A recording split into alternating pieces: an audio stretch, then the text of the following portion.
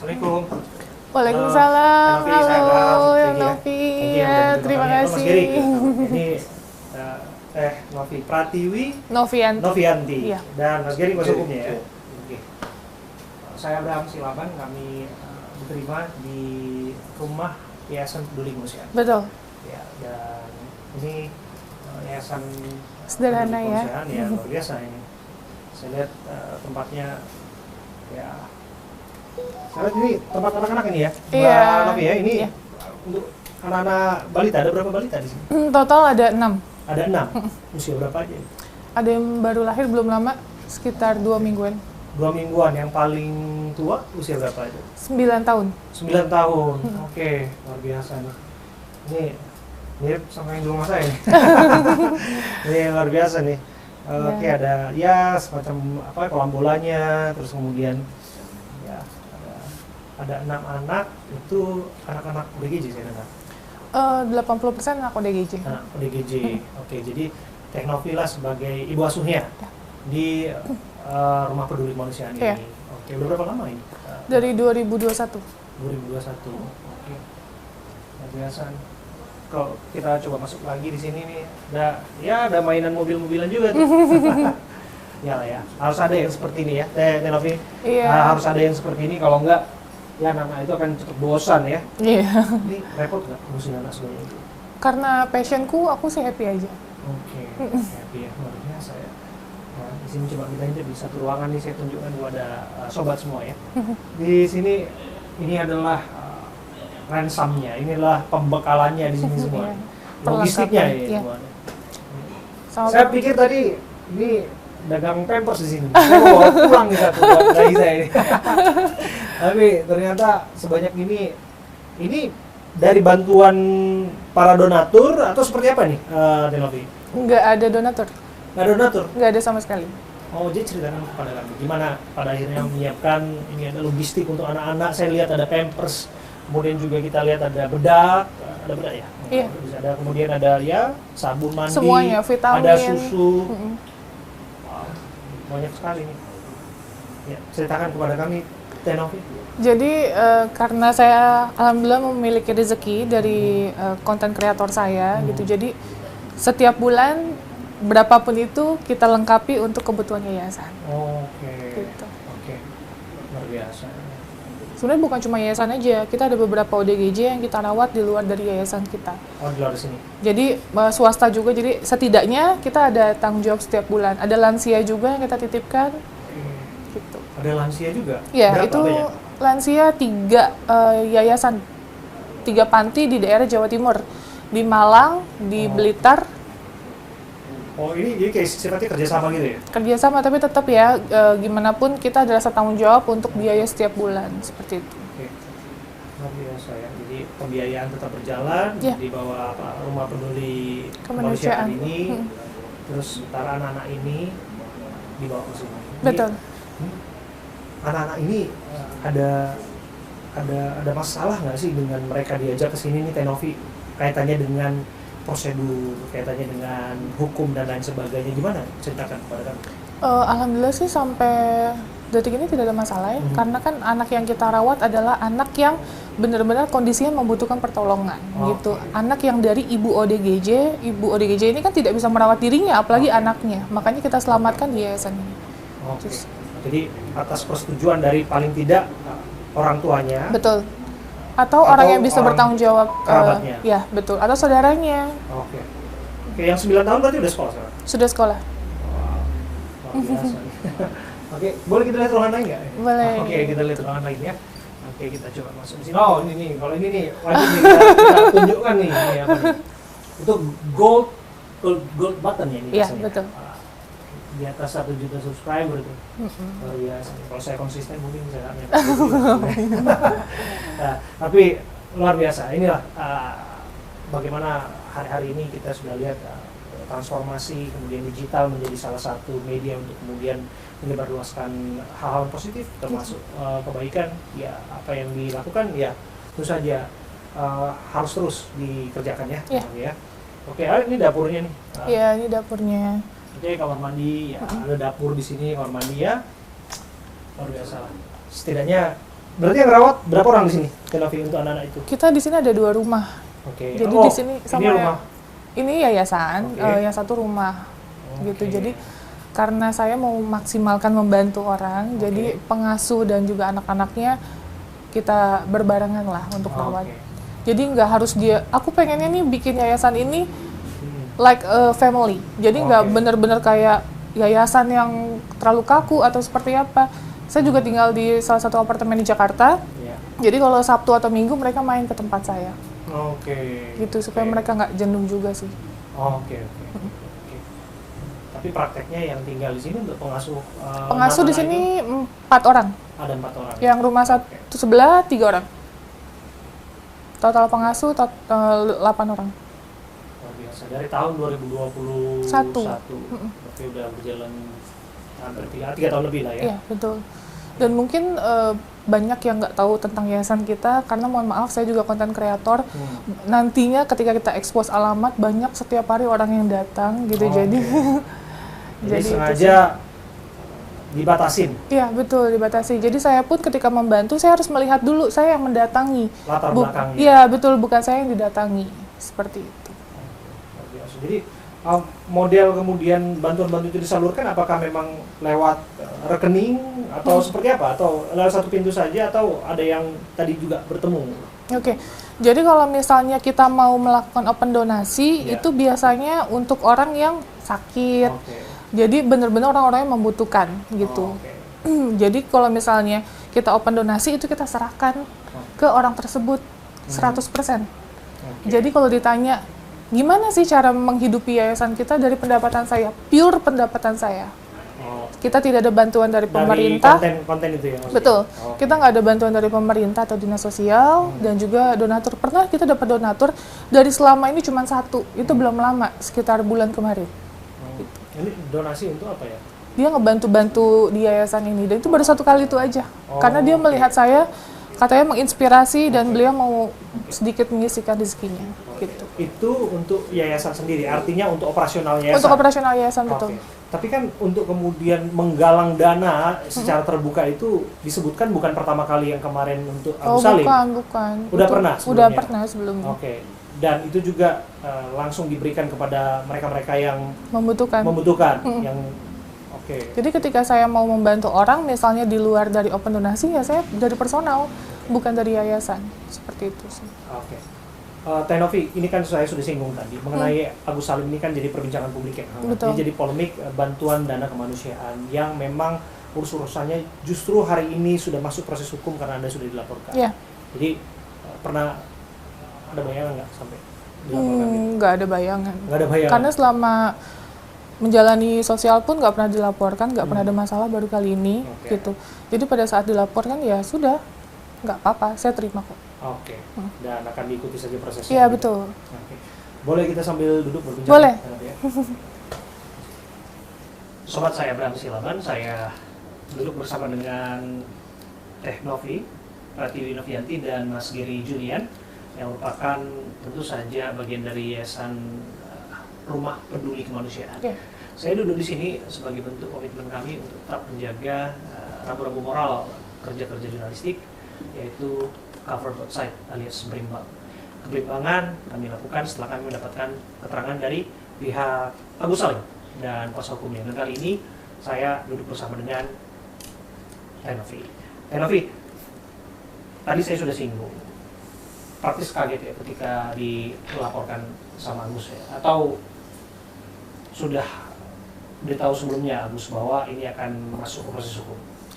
Nggak tahu sama sekali, karena kita posisinya baik-baik aja, nggak ada masalah sama sekali. Terakhir kita pulang podcast dari Bang Deddy Sumargo, itu istrinya malah mengucapkan terima kasih banyak, terus ya adanya pemindahan dana yang istrinya lakukan secara sukarela, sebesar 300 juta gitu. Jadi benar-benar nggak ada masalah, nggak ada konteks konflik apapun gitu. Jadi aku posisi lagi di Makassar, aku bingung kok banyak yang nge-tag aku gitu, dan finally aku baru tahu, viral lah video call yang pertama itu.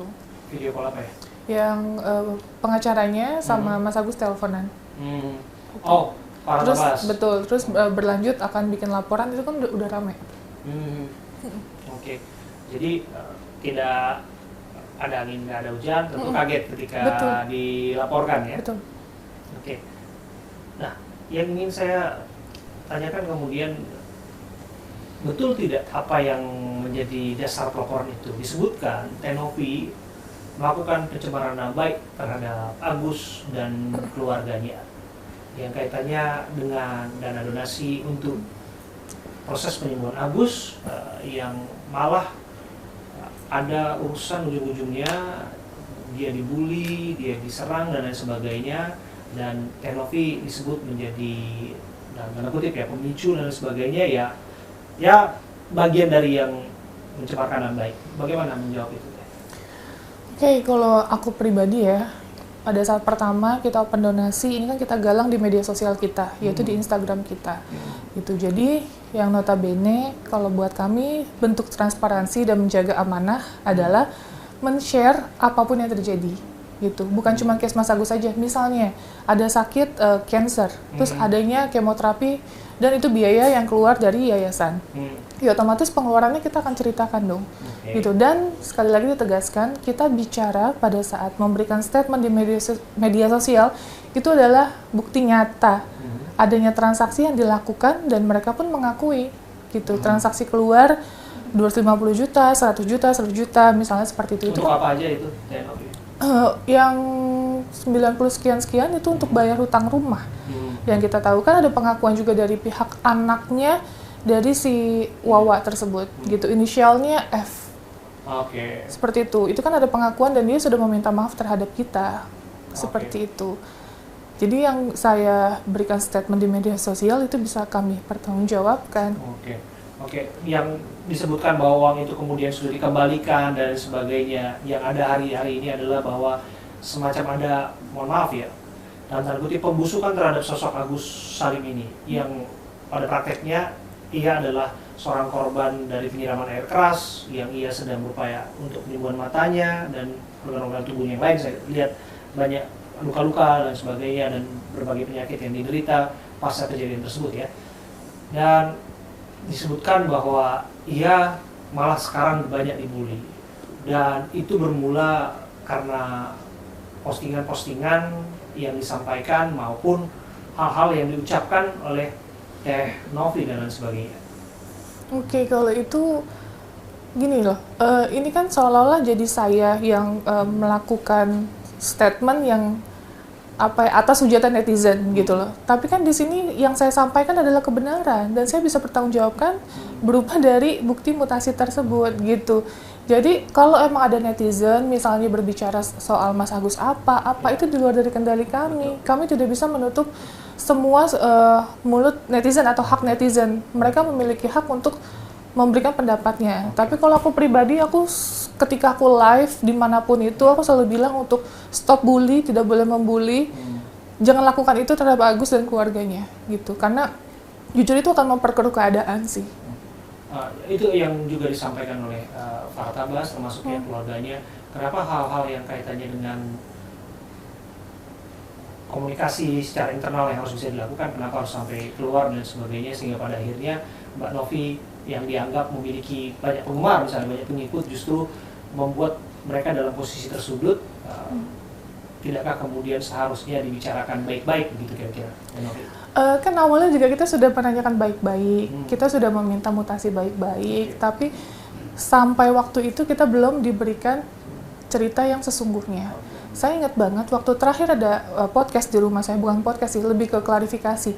Sampai mereka pulang, mereka tidak menyebutkan uang itu ada yang terpakai.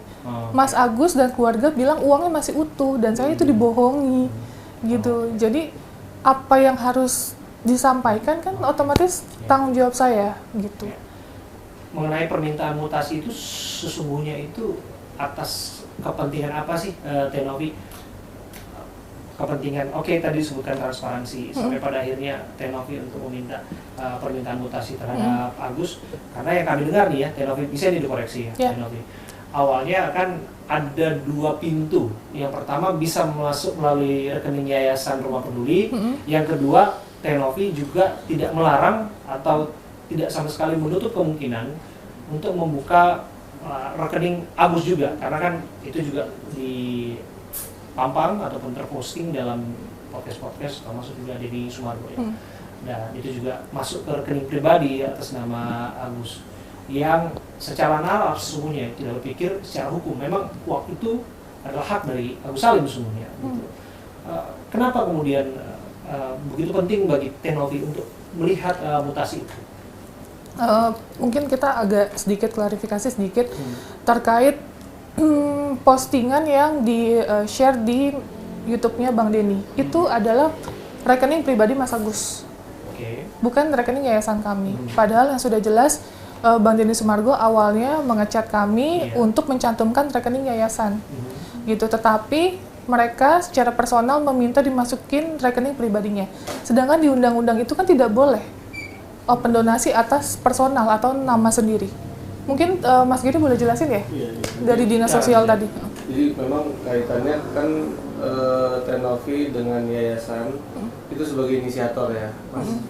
Jadi ketika sudah inisiatornya adalah yayasan, itu memang tidak secara aturan itu tidak diperbolehkan dengan rekening pribadi, gitu. Maka dari itu kemarin tuh disebutkan lebih baik pakai yayasan. Tapi memang karena waktu ke lokasi Bang Densu itu kan hanya tim yang antar ya, hanya supir, driver dan orang lapangan. Iya betul. Dan mereka posisi juga nggak ikut masuk ke dalam rumah Bang Densu. Nah, ketika di dalam rumah itu ada informasi bahwa Mas Agus atau pihak keluarganya menginginkan ditampilkan rekeningnya langsung Mas Agus supaya cepat pengambilannya. Gitu, tujuannya seperti itu. Dan Tenovi pun dan tim juga baru tahu setelah tayang kan. Tayang YouTube. Dari Bang Denny. Pas kita loh kok pribadi gitu. Nah, ya, gitu. Jadi kaitannya dengan inisiasi tadi ya sudahlah gitu kan, memang kondisi Mas Agus saat itu sangat memprihatinkan gitu kan, mungkin dia butuh cepat, ya sudah sebagai pertanggungjawaban sosial kita minta mutasinya aja supaya pengeluarannya bisa tetap terkontrol. Betul. Sesuai tujuan donasi yaitu pengobatan. Tapi yang untuk dari awal yang di podcast Tenovi udah mencantumkan rekening pribadi Mas Agus Salim juga tidak? Saya dengar yang begitu juga. Kalau nggak salah ada dua rekening, ada yang yayasan, kemudian juga ada yang pihak Mas Agus. Sebenarnya waktu awal kita mencantumkan rekening Mas Agus, karena mohon maaf ya, itu kan lukanya sangat basah sekali gitu. Kita mikir untuk operasional, kan kalau kita datang itu ada batas waktunya. Kita datang misalnya setelah open donasi harus 3 hari dulu gitu, kita datang, kita harus bikin janji dulu. Kita mikirnya gini, kalau saya sebagai relawan atau sebagai ketua ya, ini gimana caranya Mas Agus bisa uangnya untuk operasional atau transportasi gitu. Ya, jadi maksud saya 2 pintu itu yang penting transparan, dan kalau misalnya dari Dinas Sosial menanyakan bisa kita jelaskan gitu. Jadi ada pertanggungjawabannya gitu. Itu sih kalau poin kita waktu pertama itu. Tapi yang case kedua setelah kita serahkan 35 juta ya, itu selama open donasi 2 hari ya Mas. Setelah itu kita berpikir ya 35 juta insya Allah sangat cukup untuk operasional dan transportasi gitu. Urgennya udah nggak ada. Jadi ya tolong setelah itu dicantumkan rekening yayasan supaya kita pantau. Itu sih. Seharusnya pihak Densu lah harus bertanggung jawab sesungguhnya untuk mencantumkan itu. Saya nggak tahu betul apa yang ada dalam pikiran pihak Densu sampai pada akhirnya mencantumkan rekening pribadinya Agus Salim. Tapi yang jelas kan kami dengar juga seharusnya nomor rekening yayasan harusnya sudah ada ke Bang Densu ya untuk mencantumkan sebenarnya sudah ada. Tapi bukan cari siapa yang salah sih. Dalam kegiatan sosial itu begini Pak. Jadi perlu digarisbawahi, yayasan itu kan non profit ya. Kalau perusahaan itu profit. Jadi tentu dalam regulasinya, dalam fakta di lapangannya pun berbeda Pak. Jadi memang dalam kaitan kegiatan sosial Tenovi di sini itu selalu beriringan dengan regulasi tadi gitu kan. Artinya hal-hal yang memang bukan substansi sebuah pelanggaran, tindak pidana kejahatan itu masih ada toleransinya gitu, karena itu sifatnya administratif ya. Jadi itu ada bentuk sanksinya, Bapak bisa cek aja di Permensos tentang itu. Itu ada namanya teguran, kan sebelum teguran ada pembinaan, teguran tertulis dan pembukuan dan lain-lain. Nah, pada saat pembukaan itu baik dari Dinsos maupun dari Instagram itu ada teguran ya. Instagram ditegur karena tidak di-blur. Iya, nggak di-blur. Satu, kedua karena itu ada rekening individu itu ada pembinaan kita Pak, gitu. Jadi makanya itu kita jalanin gitu. Tapi kita jelaskan urgensinya pada saat itu adalah mereka biar cepat mendapatkan cash. Karena waktu di awal dijelaskan mereka sama sekali tidak punya pegangan uang gitu. Jadi perihal tersebut menurut kami gitu kan, yang kita ketahui juga bukan suatu tindak pidana kejahatan gitu, merupakan sanksi administratif gitu, dalam pelaksanaan kegiatan. Oke. Ini kan sebetulnya awalnya kan lihat baik ya, menolong orang yang membutuhkan bantuan, pertolongan, di mana dia kondisinya memang sangat memprihatinkan gitu ya. Lagi dan lagi memang kita tahu keadaan dan memang karakter bangsa gitu tuh kan bangsa yang sangat dermawan, memberikan pertolongan dengan cepat lewat banyak sekali bantuan. Tenovi Bang Geri, saya sudah lihat itu bunda-bunda itu. Tanggal 23 saya cek itu resi, itu mutasi rekeningnya itu 100.000 itu sisa. Tapi begitu tanggal 24 melonjak. Itu saya lihat itu eskalasi luar biasa. Ini katanya setelah tampil Densun ya, itu cuman satu hari aja itu satu bunda begini tuh ribuan tuh. Dan saya lihat eskalasinya bisa sampai 600-700 juta dalam hitungan 3 hari sampai 1 miliar, itu luar biasa sebetulnya. Dan memang angka itu kayak nggak sedikit ya, itu angka yang sangat besar sebetulnya. Dan memang butuh kehati-hatian sesungguhnya untuk angka sebesar itu. Pasti tentu saja penggunaan, pertanggungjawaban dan sebagainya sebetulnya. Lepas dari bahwa yang memberikan sudah punya keikhlasan tentu untuk pertolongan terhadap bersangkutan. Kan jadi nomor satu tuh, menolong yang bersangkutan yang keadaannya memang sangat memprihatinkan dan secepat mungkin kira ditangani dan sebagainya. Tapi kesini yang ada realita kalau kita baca sosial media, percakapan publik dan sebagainya, kok yang bersangkutan malah dibully. Oke, ada pemicunya dan sebagainya. Kan disebutkan karena ini ada dugaan tidak pada tempatnya digunakan uang itu. Saya nggak tahu juga apakah yang membuli itu adalah orang yang memberikan donasi, itu bisa jadi. Iya, atau bisa jadi tidak juga kan sebetulnya. Bagaimana Tenovi melihat itu? Fenomena itu. Awalnya kan Tenovi punya niat baik mengajak Agus ini untuk mendapatkan pertolongan. Tapi ujung-ujungnya bukan pertolongan yang didapatkan, malah bulian dan saat ini yang didapatkan. Untuk itu sih, kalau masalah bully dari orang lain itu sekali lagi di luar kendaliku gitu. Tapi ya aku selalu minta maaf sih ketika aku live. Aku pun di sini kan posisinya nggak tahu akan terjadi hal seperti ini gitu. Kita tidak tahu akan apa ya, di tengah jalan akan ada selisih paham, miskomunikasi, konflik gitu. Tapi yang jelas harus digarisbesari juga pada saat donasi ini berjalan itu kita tidak diberikan info sama sekali. Jadi berapa hari ya Mas? Berapa hari sampai pertanggal 3 kita ketemu pun itu mereka masih, maaf ya harus dijelaskan, masih menutupi bahwa donasi kata 5 juta. Yang ternyata itu donasinya sudah 1, sekian. Ya mungkin kita juga mengerti ada khawatir atau ketakutan ya Mas gitu. Tapi setidaknya di sini sih kita nggak pernah berniat untuk minta bagi dong sekian persen, itu nggak ada sama sekali di pikiran kita. Pikiran kita hanya menjaga amanah, itu yang pertama, dan pertanggungjawaban saya sebagai ketua yayasan. Ini kan nama yang dipertaruhkan, nama yayasan kami gitu. Jangan sampai ini udah mulai ya Mas, udah agak beberapa yang terlihat sudah mulai tidak percaya. Kita ada open donasi di yang lain, kasusnya sama, tentang mata juga, yang Bang Faisal, Bang Icang, itu yang ada, maaf sekali, seperti itu kita open donasi, qadarullah totalnya sekarang udah 80 juta, dia pun memberikan mutasi setiap hari, tapi ada tapinya. Ada salah satu donatur yang meminta nomor telepon langsung Bang Icang, dan ternyata setelah komunikasi, mereka mentransferkan secara pribadi langsung, yang notabene berarti sudah tidak percaya dong oleh yayasan itu sebesar 10 juta rupiah. Tapi sebetulnya itu kan balik lagi kepada seorang pemberi ya. Iya, betul sih. Yayasan pemberi kan. Kalau saya secara pribadi, kalau dikasih pilihan itu, saya lebih happy untuk kasih langsung kepada orang yang membutuhkan biasa. Karena saya rasa, ini orang butuh cepat, saya langsung kasih biasa seperti itu. Tapi balik lagi ke masing-masing pihak sih. Tujuannya tetap sama, untuk memberikan bantuan tetap ke arah sana. Tapi kira-kira begini, Tenovi, kami dengar kan uang itu saat ini sudah masuk ke yayasan sesungguhnya kan. Nah, akan seperti apa pengelolaannya? Saya kemarin sudah lihat itu surat dari Tenovi di rumahnya Agus yang mengatakan bahwa andai kata ada keperluan bisa langsung komunikasi. Kira-kira demikianlah ya bunyinya ya.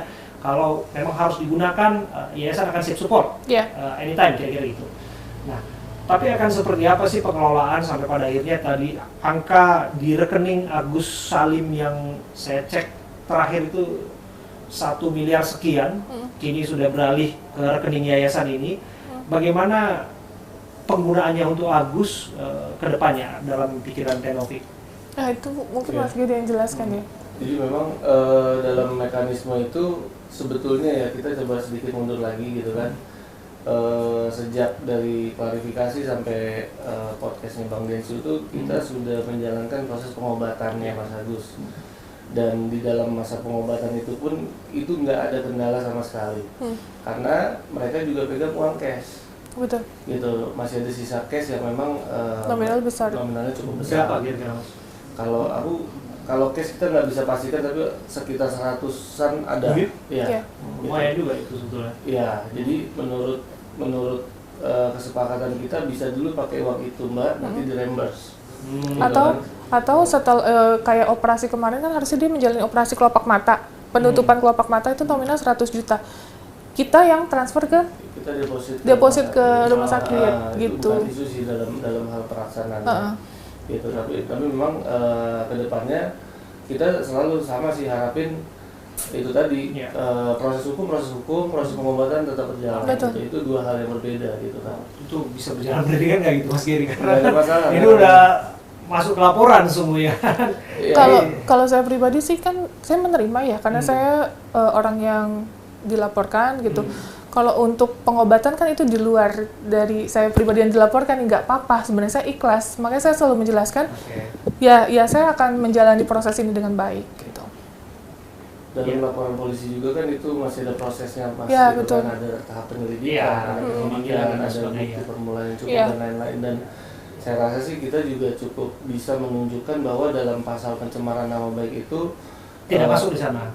Ada ayat 310 ayat 3 itu ketika itu disampaikan untuk kepentingan umum itu tidak bisa dipidana. Gitu. Di 27 di 45 ini juga ada bunyi yang sama. Dan di penjelasan ayatnya pun undang-undang ITE yang baru kebebasan pendapat itu juga diatur tentang kritik yang memang konstruktif seperti itu. Itu kita yakin kita bisa jelaskan. Tapi memang dalam prosesnya hukum pidana ini kan boleh aja semua orang bisa boleh melaporkan, boleh dilaporkan, tapi kehidupan pribadi, private-nya mereka tetap harus berjalan. Itu aja sih pesan kita.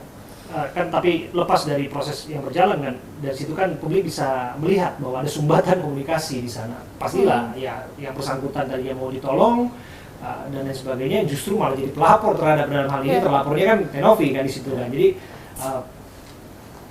dan kemudian ya uang itu adalah yayasan akan seperti apa kemudian, maka publik kan akan lihat seperti yang bertanya-tanya, pastilah akan seperti itu. Termasuk juga yang bersangkutan mengalami guncangan disebutkan, dibully, bahkan ada yang disebutkan harusnya disiram terus air keras berkali-kali itu, malah syukurin lu dan sebagainya. Dengan kondisi beliau yang sangat memprihatinkan sesungguhnya. Maka dari itu kan bagaimana kemudian memastikan bahwa ini akan mendapatkan perawatan terbaik, pertolongan terbaik dengan kondisi psikis dan fisik seperti itu ya, Mas Giri? Ya itu kan seandainya memang ada guncangan atau penyakit yang memang timbul kemudian itu juga nggak ada masalah untuk diobatin gitu kan. Bahkan sebelum ini jadi masalah, dia udah depresi terlebih dahulu kan ada di video kita. Dia kan mau bunuh diri kan, kalau Tenovi datang dia tenang, kita bisa agendakan waktu itu untuk psikiatri atau psikolog. Tapi sebenarnya itu tujuannya, tapi karena dia kan luka di bagian sekujur badannya itu kan titanus dan infeksi ya Mas. Jadi kita lebih fokusnya ke situ dulu waktu itu. Gitu. Oke. Iya, jadi akan seperti apa nih ke depannya Tenovi? Kalau udah dulu perkaranya demikian dan saya lihat komunikasinya itu dijalin lewat surat dan sebagainya, dan saya pun ngobrol sebetulnya sama Agus. Saya bilang, Mas Agus, kalau misalnya mau komunikasi dengan Tenovi seperti apa? Ya menunggu, sifatnya saling menunggu sih, tapi menunggu gimana? kita apa ya sifatnya saling tunjukin aja. Kita masih rutin WhatsApp mereka, tapi mereka mungkin apakah tidak mau respon, tidak mau membalas, atau dilarang membalas, atau diarahkan tidak membalas, kita nggak tahu. Jadi, makanya kita bersurat. Betul, jadi kita kalau ditanya, kita udah komunikasi, kita udah coba WhatsApp, kita udah coba telepon berkali-kali gitu. Jadi kita berusaha juga ya Mas. Oke, sesungguhnya udah ada inisiasi untuk Sudah. Sedikit sih mungkin pesanku yang memang agak sedikit krusial gitu ya, bahwa Bang FA ini kan memang mau membela hak Mas Agus ya gitu ya. Harusnya juga membela hak Mas Agus itu dari keluarga-keluarganya, karena kan itu juga ada unsur-unsur tuh di situ ya kan yang bisa dilaporkan. Contoh saat meminta hutang 95.800.000 itu keluarga istrinya atau sepupunya ya itu melampirkan exposure bank. Itu senilai 95.780.000 yang dibulatkan 95.800.000. Sedangkan dalam pelaksanaannya yang dia bayarkan aslinya hanya 35 juta karena ada pengurangan, sisanya dipakai untuk keperluan pribadi. Artinya kan di situ sudah ada unsur menguntungkan diri sendiri, gitu loh. Itu kenapa nggak dilapor? Kalau dia memang betul-betul membela kepentingan Mas Agus yang dalam keadaan ini punya keterbatasan penglihatan gitu loh. Itu paling di depan mukanya dia sendiri gitu. Kita ada bukti semua ya Mas. Dan kalau dia laporkan, kita dijadikan saksi, kita datang, kita kasih semua bukti. Oke, jadi Anda menduga bahwa sesungguhnya bukan menduga lagi, bahkan kita udah temukan yang cukup. Gitu. Apa saja temuan itu? Dibuka saja Mas. Oke, yang pertama exposure bank. Exposure bank yang jadi dasar permintaan hutang. Yang kedua, di situ bisa di tracking lagi ke banknya kan. Banknya itu pelunasannya berapa, data bank kan nggak mungkin bisa dia. Iya, betul. Sertifikatnya udah di tangan, itu udah cukup. Dan bukti chat, dia pun udah mengakui bahwa kita hanya pakai 35 Mas. Ada buktinya. Iya, sisanya untuk keperluan pribadi. Ya, tapi balik lagi, ya apa yang disampaikan oleh pihak keluarga itu, mereka selalu berpendapat bahwa sebaik-baiknya pertolongan terhadap Agus, kebutuhan dan sebagainya, karena mereka yang tinggal di situ, Agus tinggal di situ lama dan sebagainya, disebutkan mereka lah yang mengetahui betul operasional, penggunaan dan sebagainya. Bagaimana menjawab itu? Ya, kalau memang diperuntukkan operasional pun kita juga sudah berkali-kali bilang, tolong kepada orang yang dalam keterbatasan ini mainnya fair play. Contoh, kalau memang mereka mau digaji sama Mas Agus, digajilah dengan takaran yang jelas, bukan dengan unsur-unsur tipu daya gitu ya. Misalkan dia mau digaji 5 juta sebulan satu orang, ya tinggal sebut aja gitu loh. Itu udah kita sampaikan sebelumnya. Tapi bukan dengan aksi-aksi yang tiba-tiba keluar 100 juta peruntukannya nggak jelas gitu loh. Nah, jadi hal-hal seperti itu kan tentang kita edukasi pertanggungjawaban, karena memang di YouTube-nya Tenovi itu selain sosial kemanusiaan itu ada unsur edukasinya gitu. Bahwa dalam menerima uang donasi itu perlu pertanggungjawaban, apalagi inisiatifnya di media sosial. Harus berani dipertanggungjawabkan juga di media sosial. Oke. Ini terakhir Tenovi mengenai Farhad terakhir menyebutkan audit itu yang namanya yayasan dan sebagainya. Kira-kira demikian Pak. Apakah kemudian ini dirasa sebagai suatu bentuk dalam tanda kutip serangan, atau pada prakteknya apakah kemudian disebut sebagai itu kewajiban yayasan? Siapkah kemudian untuk proses audit itu dan sebagainya? Sudah siap, kita udah siapkan. Jadi pada saat Bang FA ini menyebutkan soal audit, kita sudah langsung menyiapkan berupa mutasi ya Mas, mutasi rekening yayasan. Bahkan saya pribadi pun sudah saya cetak semuanya. Bahkan kalau diperlukan semua tim kita lakukan. Itu sebagai dasar pertanggungjawaban ada. Cuma kalau yang dimaksud audit ini kan kita harus jelas dulu nih audit apa ya. Keuangan. Kalau audit itu kan harus tutup buku dulu. Nggak bisa kita audit di tengah-tengah ini gitu kan. Dan memang kita juga berkala kita laporkan ke Dinsos biasanya tunggu tutup buku. Yang kaitan audit dimaksud mungkin apakah bisa diberikan penjelasan secara rinci berapa donasi yang masuk untuk Agus, berapa donasi yang masuk kalau untuk itu dari rekening Agus. Kalau kita kan hanya dipindah bukukan, jadi yang dari yayasan kan buka. Yayasan yang pertama itu yang sebelum dipindah bukukan yang dari jadi Agus. Kalau yayasan ini untuk donasi itu murni 100% langsung ke yang tertuju. Jadi nggak ada sisa di yayasan. Sisa yayasan operasional yang Mas lihat sekarang semua ini murni dari Tenovi. Dari pendapat saya. Pendapatan Tenovi secara individu untuk yayasan ini. Jadi itu bisa dipertanggungjawabkan. Ya, itu terpisah. Jadi ketika Tenovi dan yayasan open donasi untuk suatu case, itu langsung semuanya dialihkan ke sana, bukan mengendap di yayasan. Memang teman-teman atau rekan-rekan yayasan yang lain mungkin punya aturan yang berbeda-beda ya. Mungkin adakah 2,5%, 5%, atau 10% mereka save. Itu kalau di sini nggak ada. Itu bisa dibuktikan. Di sini ada nggak semuanya itu semacam untuk administrasi yayasan dan sebagainya gitu Tenovi? Nggak ada. Itu murni. Itu murni dari pendapatan saya. Makanya kalau misalnya ditanya hampir 50% pendapatan saya untuk kebutuhan yayasan. Jadi gitu. Maksudnya kalau open donasi untuk kepentingan tertentu? Iya, nggak ada. Makanya saya bilang nggak ada. Tapi kalau misalnya untuk kebutuhan yayasan, ya 50% pendapatan saya untuk menghidupi ini semua, gitu. Karena kasusnya sudah seperti ini, andai kata bisa bicara kepada Agus, apa yang ingin disampaikan oleh Tenovi? Ya, berubah. Ya, saya dari kemarin preskon juga saya menyampaikan untuk saya dilaporkan nggak apa-apa, saya jalani. Karena gimana pun saya warga negara Indonesia, taat akan peraturan. Saya minta tolong aja sih untuk Mas Agus untuk tetap melanjutkan pengobatannya. Karena nggak tahu ya, saya merasa ini adalah beban jadi tanggung jawab saya gitu. Saya berharap operasi kelopaknya itu dijalani ya Mas. Karena sudah reschedule 2 kali di rumah sakit tersebut. Dokternya juga sudah kita buat appointment gitu. Dokter yang mana ya? Di JSE. Gitu. Terus ya harapan saya itu, karena sangat berbahaya kalau dia tidak melakukan penutupan kelopak mata, karena kan mata ini harus dilindungi. Gimana kalau matanya mau ada penggantian tapi kelopaknya belum ada? Kalau yang bersangkutan mengatakan bahwa sesungguhnya BPJS sudah memfasilitasi itu dan kemudian BPJS itu juga menurutnya adalah dokter terbaik dan sebagainya, kalau mengikuti proses itu sendiri, Mbak Novi melihat seperti apa? Kalau saya pribadi kan kemarin waktu di video saya berkali-kali saya datang, dia selalu mengeluhkan tentang BPJS. Makanya kita adanya open donasi. Makanya saya sampai memohonlah Bang Denny untuk mengopen donasikan. Untuk apa? Supaya dia mendapatkan penanganan yang cepat dan mendapatkan dokter yang terbaik. Kan sebenarnya poin utamanya adalah itu. Gitu. Kalau misalnya emang kebutuhannya bukan untuk pengobatan, mungkin itu lain cerita dari awal. Gitu, nggak akan dibuka juga. Itu sih poin utamanya. Jadi memang sering ada laporan dari Mas Agus dan keluarga itu ketika kontrol menggunakan BPJS itu cuma datang doang, nggak diapa-apain. Cuma disalepin doang katanya. Dan dikasih jadwal lagi seminggu lagi atau 2 minggu lagi, dan menurut mereka takes time.